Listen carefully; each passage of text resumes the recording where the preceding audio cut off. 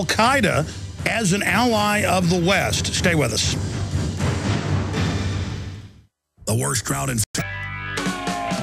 Your calls are coming up here in about 15 minutes. The toll-free number to join us is 800-259-9231. I'm Alex Jones of Infowars.com and Prisonplanet.com, as well as video. We stream with the radio show and the nightly news show at prisonplanet.tv. And we are fighting the construction of a prison planet. This is a short segment I want to get into the October surprise and the intel that Joseph Farah has. I mean, he has it right here in his headline, when Israel strikes Iran in October. So we'll get that exclusive info, and it is an exclusive that Joseph's going to give us here, and tie that into Al-Qaeda. And now we're being told how wonderful they are bringing down Libya and now trying to bring down Syria. But when I was at his office covering Bilderberg in June, because he's there in Virginia, just a few miles away, he said, hey, have you ever seen a drone? I said, no, I haven't seen one in person. And then a week later, after I left, his house in a rural area got buzzed. Driving into work a few weeks ago, I stopped, saw one right over the highway department had a drone out there. So massive proliferation. We'll have to talk about that a little bit later. Well, I mean, why not now? I mean, wow, there is this big rollout of our tax money to militarize against us, and now TSA on the streets everywhere, Joseph. It's the police state, Alex. You should be here with me in Tampa. First of all, we got we had the hurricane threat, and lots of concern about that. And of course, the convention and demonstrations. But there's National Guard all over the street.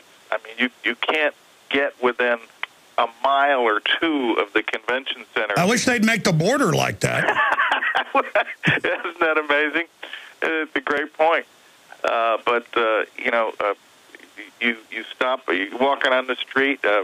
In my case, in a suit and tie, you're going to be asked where you're going, all this kind of stuff. And it's really it just reminds me, of how we've lost the America that you and I knew as kids. And so it's and they do that on purpose. They have these national security events worldwide and just use it to promote the police state and the end of due process. But we were talking during the break. You said your power was out yesterday there in Tampa? Yeah, it was a limited thing, and my hotel was completely out for about 4 hours, and that was lovely. And the whole time I'm thinking, what am I doing here? There's nothing going on. There's absolutely no news here. I should be home. I know more about what was going on. You lose power. You got to. Oh yeah, you can dial in on 100 different video feeds, watch all the other people. That's why I never go anywhere, because I can just sit right here and have the whole world. Yeah, good call. I didn't do it. I didn't do it in 2008. I forgot. I had done it in 2004 and felt like I was. You're supposed to be in the center of things when you're covering an event like that, but you don't have the perspective you have when you're, on the internet. Sure. I mean, in 2004, I got to walk around and had my seat and my press passes and got to see Arnold Schwarzenegger talk about protecting und Homeland, which was very surreal. A guy talking about the homeland in a German accent when it's fatherland. And I got to, see old man Bush creeping around. I mean, big deal. Yeah. I mean, I guess it's only good to get interviewed by media. The only reason you'd want to go is to get interviewed. And I did get on a bunch of national TV. So, I mean, I guess it is okay for that if you want to get publicity, which is important for any media organization. Yeah, one of the things I wanted to do is be here to help support Aaron Klein, who's got a big book out there, and see if I could help him get that media. But, it's a media zoo here. I mean, because everybody's here that the media wants to talk to. And so the shows are all, booked up in advance. So it's strategically, it's probably not the best thing. Hey, but at least you get to experience a hurricane. How's the weather? Is it raining? No, it's past us now. It's headed up towards the Gulf.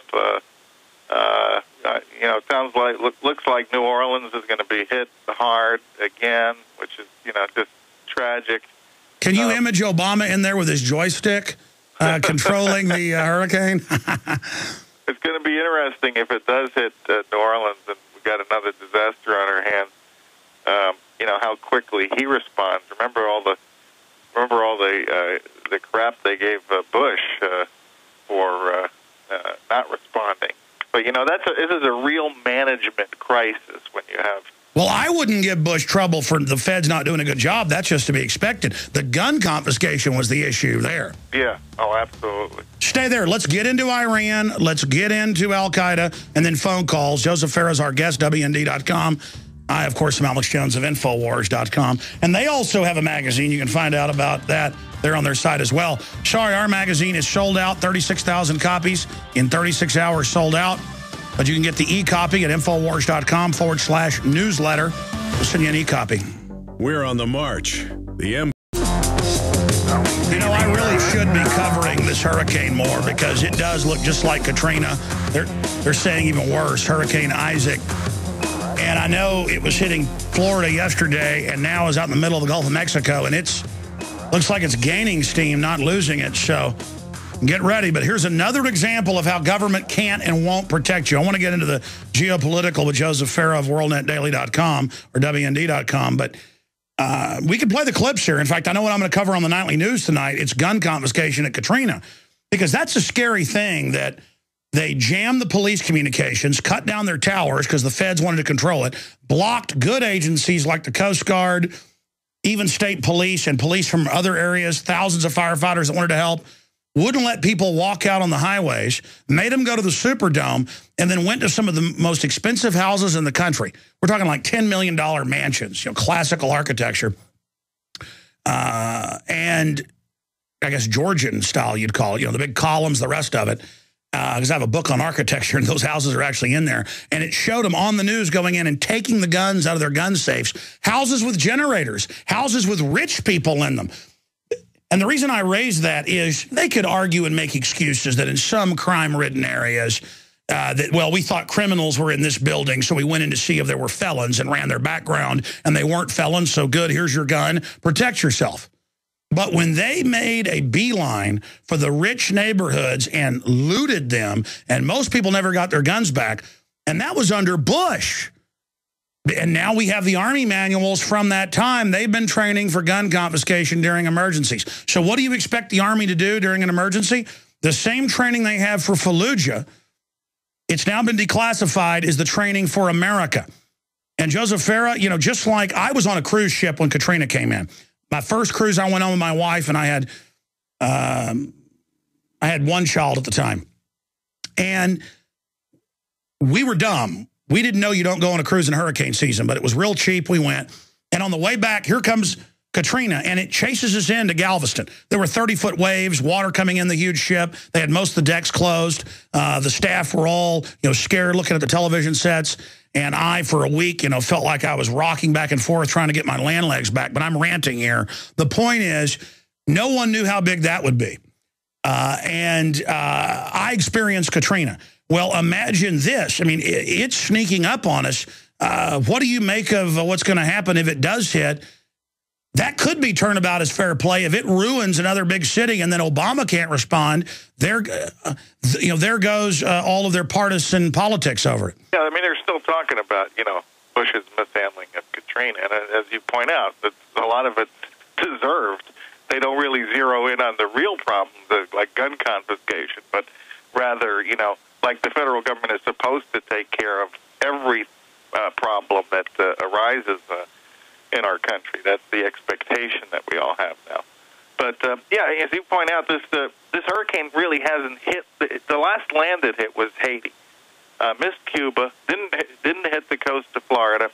And so it's, operating in these warm waters, it's headed right. If it stayed on a perfectly straight target right now, it would hit New Orleans. And, so it potentially is another 7 years, almost to the day, by the way. It looks like it will hit 7 years to the day of Katrina, August 29th, 7 years ago. So it's kind of spooky. I'm sure they're preparing evacuations and everything right now.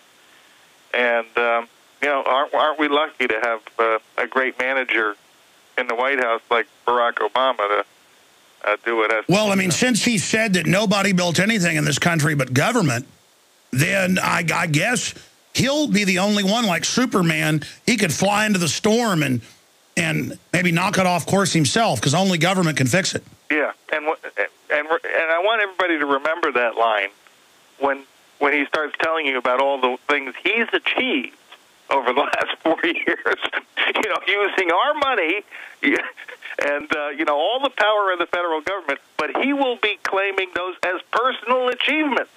But you and I, who've actually done things in the private sector, taken risks, built businesses, we didn't do that. He did that. Of course, he probably wouldn't claim credit for anything you or I did.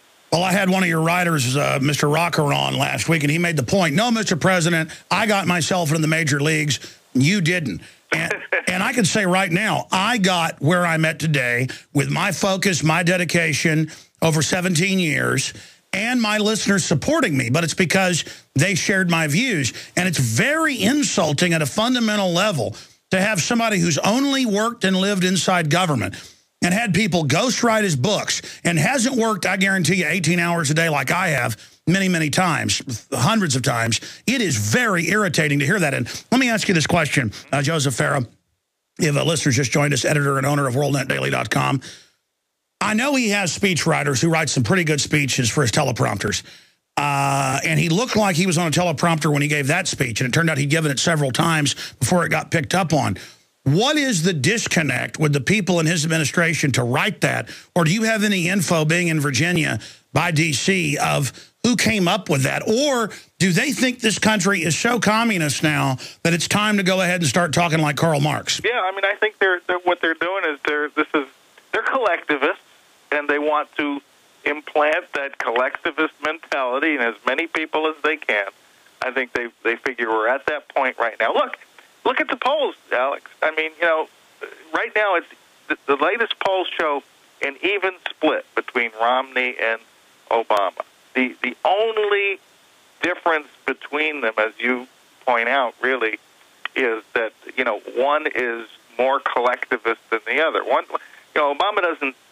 There's not even a pretense anymore to believing in free enterprise and that sort of thing, self-government, limited government. There's a pretense, at least, on the other side in the Republican platform, which, of course, is going to be meaningless once Romney's elected. But I think that's it. I mean, I think that Obama is, what was the old saying, back in the days of the Soviet Union, 2 steps forward, 1 step back. I think what's going to happen in this election is we're going to take 1 step back. I think, and you know what? For us, I believe it's the best thing.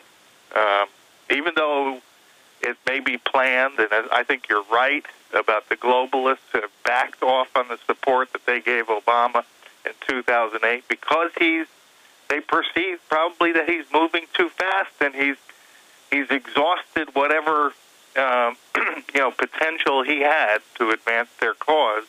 He's become a liability.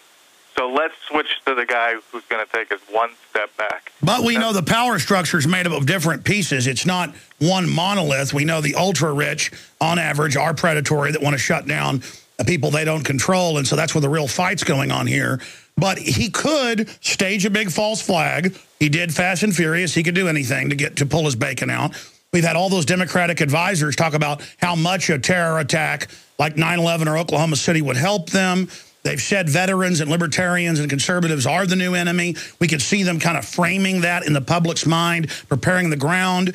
Or they could use a big war as a way to get us to rally around the president. Then there are real terror attacks, a response by Iran or others, or manufactured. People rally around the commander-in-chief. He gets back in, uses the war as a clampdown mechanism. Let's move to your sources that right now it looks like the green light's on. Yeah, I think so. And part of it, Alex, these politics, international politics, are very complicated. Israeli politics are very complicated, more so even than U.S. politics. I've spent a lot of time there. But in Israel today, where you rarely have a consensus, a political consensus among leadership, the population, and so forth, there is a consensus now